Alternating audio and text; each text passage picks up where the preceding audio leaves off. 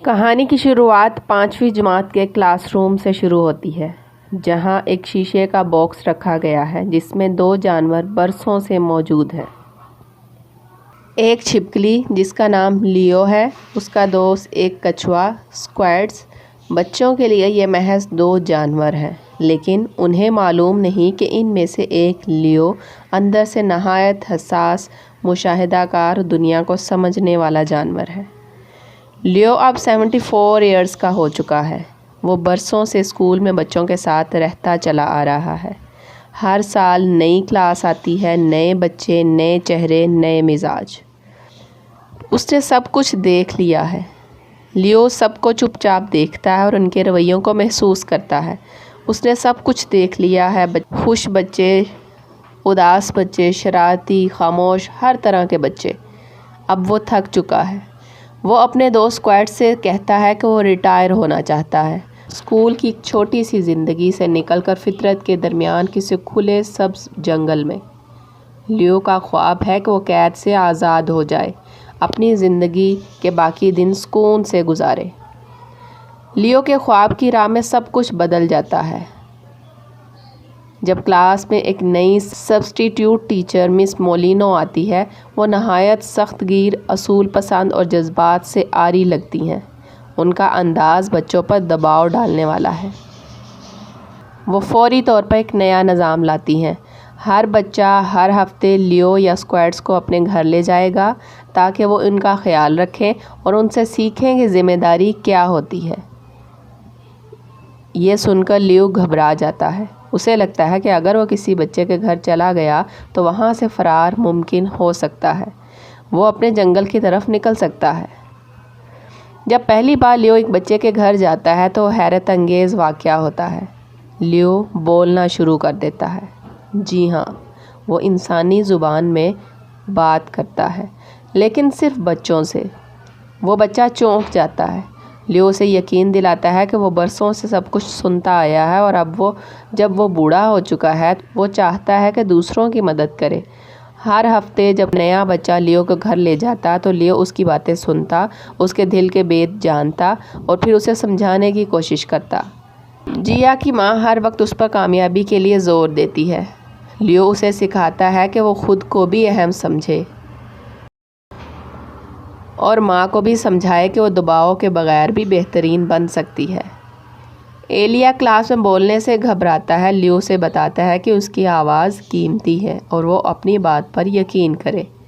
میزن ہر چھوٹی بات پر چیخنے لگتا ہے۔ لیو اسے سانس لینا، برداشت کرنا اور جذبات کو قابو میں رکھنا سکھاتا ہے۔ سمر کو لگتا ہے کہ کوئی اس سے بات نہیں کرتا۔ لیو اس کے اندر خود اعتمادی جگاتا ہے۔ لیو ہر بچے کو اس کی زبان، اس کی تکلیف، اس کے مسائل کے مطابق رہنمائی دیتا ہے، جیسے ایک بہترین ماہر نفسیات، لیکن زیادہ ہمدردی کے ساتھ۔ چند ہفتوں بعد پوری کلاس میں واضح تبدیلی آ جاتی ہے۔ بچے زیادہ خوش، پُر اعتماد اور نرم دل ہو جاتے ہیں۔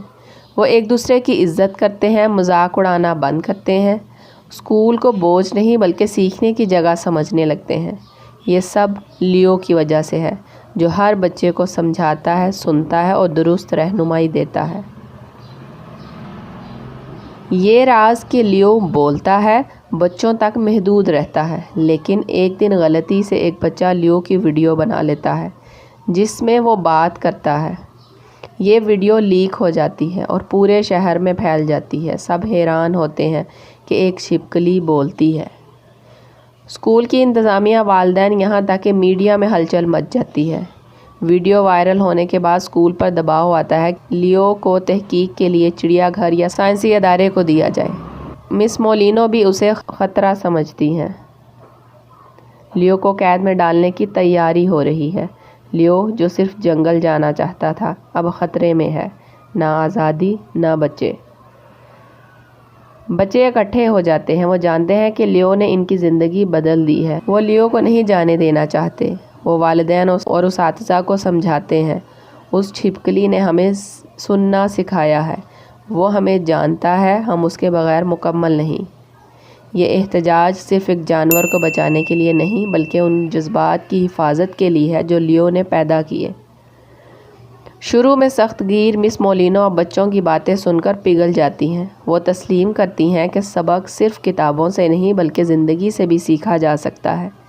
ہمدردی، سمجھ بوجھ اور سننے کا فن بھی تعلیم کا اہم حصہ ہے۔ وہ لیو کو قید سے بچانے میں مدد دیتی ہیں۔ اب لیو کو چننا ہوتا ہے کہ جنگل جائے جہاں سکون ہے یا بچوں کے ساتھ رہے جہاں رشتہ ہے۔ لیو فیصلہ کرتا ہے کہ وہ بچوں کے ساتھ ہی رہے گا کیونکہ زندگی کا اصل مقصد صرف آزادی نہیں بلکہ وہ تعلق ہوتا ہے جو کسی کی زندگی بدل دے۔ کہانی کا اختتام بہت جذباتی ہوتا ہے۔ لیو اب بچوں کا استاد بن چکا ہے۔ بچے بہتر انسان بن چکے ہیں۔ مس مولینو نرم مزاج ٹیچر بن چکی ہیں۔ اسکوائڈ جو ابتدا میں صرف مذاق کرتا تھا اب فخر سے کہتا ہے کہ میرا دوست ایک ہیرو ہے۔ کہانی لیو ہمیں سکھاتی ہے کہ سننا، سمجھنا اور ہمدردی دنیا کے سب سے اہم ٹول ہیں۔ ایک چھوٹا عمل جیسے کسی کی بات سن لینا کسی کی زندگی بدل سکتا ہے۔